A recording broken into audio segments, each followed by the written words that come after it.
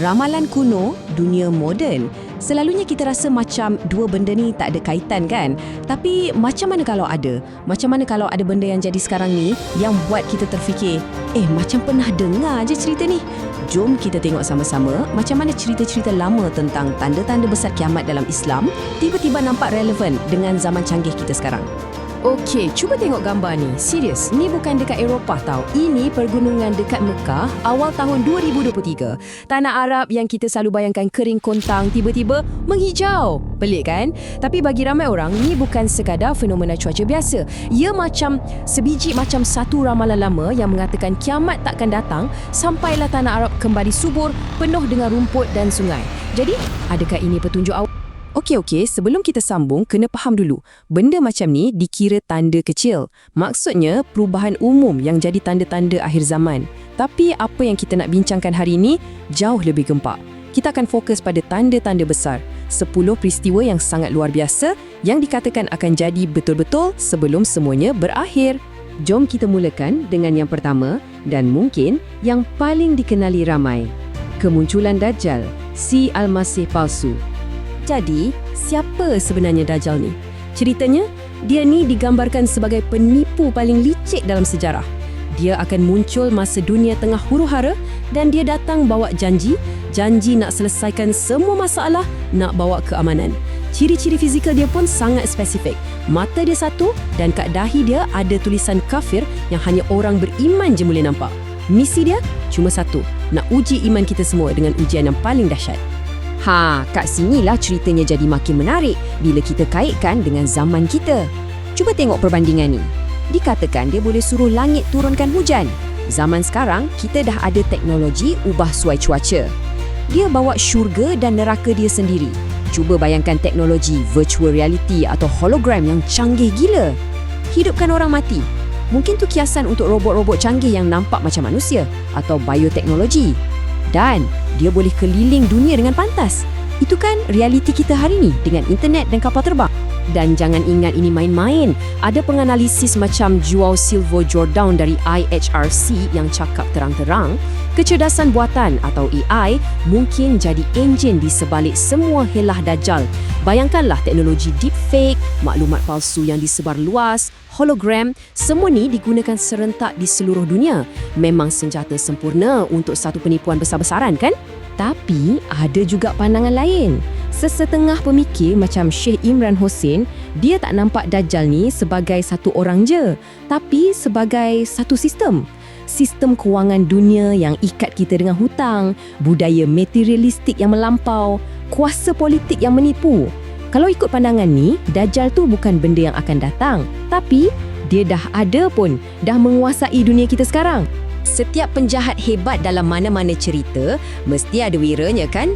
Nah, dalam kisah ni, hero yang ditakdirkan untuk kalahkan Dajjal ialah Nabi Isa atau Jesus yang diramalkan akan kembali semula ke dunia. Dan babak kemunculan semula Nabi Isa ni, memang macam dalam filem. Diceritakan baginda akan turun dekat Menara Putih di Damsyik waktu solat subuh. Dan baginda bukan datang sebagai pembawa agama baru, tapi sebagai pengikut Nabi Muhammad, join sekali jemaah yang dipimpin oleh Imam Mahdi. Kemuncak misi dia, kejar dan berdepan dengan Dajjal di gerbang Lut, Palestin. Kat situlah riwayat si penipu akan tamat. Lepas tu, apa peranan Nabi Isa? Menurut cerita ni, baginda akan memperbetulkan beberapa salah faham dalam kepercayaan.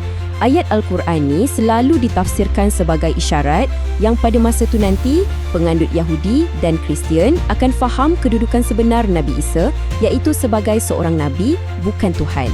Ia dilihat macam satu momen penyatuan untuk semua pengikut ajaran Nabi Ibrahim. Tapi, cerita tak habis kat situ. Lepas Dajjal dah tewas, muncul pula ancaman yang lagi besar, lagi purba. Ya'juj dan Ma'juj atau Gog dan Magog dilepaskan ke dunia. Cuba dengar petikan ni. Ia bagi gambaran betapa dahsyatnya mereka. Bayangkan, satu kumpulan manusia yang teramatlah ramai dan rakus. Sampaikan barisan depan boleh minum air tasik sampai kering dan bila barisan belakang sampai, yang tinggal cuma tanah mereka. Ini adalah metafora untuk kemusnahan alam sekitar pada skala yang tak boleh kita bayangkan. Dan yang menariknya, tak ada tentera manusia yang mampu lawan diorang. Sebaliknya, Nabi Isa dan pengikutnya akan berdoa di atas sebuah gunung. Cerita dia akan ada campur tangan Tuhan, sejenis wabak, mungkin ulat atau serangga yang akan musnahkan mereka semua serentak. Mesej dia jelas, sehebat mana pun kuasa material, ia tak ada apa-apa di hadapan kuasa alam atau takdir Tuhan. Jadi, siapa sebenarnya Ya'juj dan Ma'juj ni? Ada macam-macam tafsiran. Ada yang kata diorang ni memang suku kaum manusia yang betul-betul wujud, terkurung kat mana-mana. Ada pula yang kata ia cuma simbolik, lambang kepada tamadun atau ideologi yang tamak dan merosakkan. Dan ada juga yang gabungkan kedua-dua pandangan ni. Dan kalau kita pandang sekeliling kita hari ni, macam ada gemar cerita Ya'juj Ma'juj ni kan? Kuasa-kuasa besar dunia yang bersaing tak ingat dunia. Sistem ekonomi yang macam melahap sumber bumi. Krisis alam sekitar. Dan fakta yang paling seram, Tasik Tiberias yang disebut dalam ramalan tu memang dah banyak kali catat paras air paling rendah dalam sejarah moden. Satu kebetulan yang agak menakutkan. Okey, dari sini, tanda-tanda seterusnya bukan lagi pasal konflik atas muka bumi. Ia beralih kepada perubahan alam semesta, perubahan yang mengubah realiti itu sendiri. Yang pertama, matahari terbit dari barat. Dikatakan inilah point of no return, saat di mana pintu taubat ditutup selama-lamanya. Lepas tu datang pula dukan, sejenis asap tebal misteri yang akan selubungi seluruh dunia, buat semuanya jadi gelap. Ada yang kaitkan dengan kesan letupan nuklear atau hentaman asteroid. Kemudian muncul Dabah, seekor binatang pelik dari dalam bumi yang boleh bercakap. Tugas dia untuk letak tanda pada setiap manusia, bezakan siapa yang beriman, siapa yang ingkar. Dan yang terakhir sekali, satu api besar akan keluar dari Yaman. Tapi api ni tak membakar, dia macam seorang gembala gergasi menghalau semua manusia yang tinggal ke satu tempat perhimpunan yang terakhir. Dan semua ni akan berlaku dengan sangat pantas. Tanda-tanda besar yang terakhir ni diibaratkan macam seutas tasbih yang putus talinya. Bila satu manik jatuh, yang lain akan ikut jatuh satu persatu. Laju tanpa henti. Satu rentetan peristiwa yang tak boleh dihalang. Jadi, lepas kita dengar semua ni, dari Dajjal sampailah matahari terbit dari barat, apa sebenarnya mesej kat sebalik semua ni? Sebenarnya, tujuan cerita-cerita ni bukan untuk kita ramal tarikh tepat, bukan untuk kita tanda kalender. Sebaliknya, ia macam satu cermin untuk kita.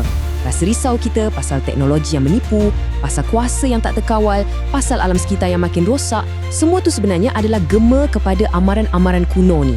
Mesej dia lebih kepada satu ajakan untuk kita sedar diri, untuk kita fikir balik apa yang penting dalam hidup dan macam mana tindakan kita hari ni akan tentukan masa depan. Dan ini membawa kita kepada soalan terakhir untuk direnungkan. Kalau semua ramalan ni sebenarnya adalah satu sistem amaran, apa sebenarnya yang ia nak kita berjaga-jaga? Adakah ia amaran tentang kehancuran dunia di luar sana atau kehancuran sesuatu di dalam diri kita sendiri?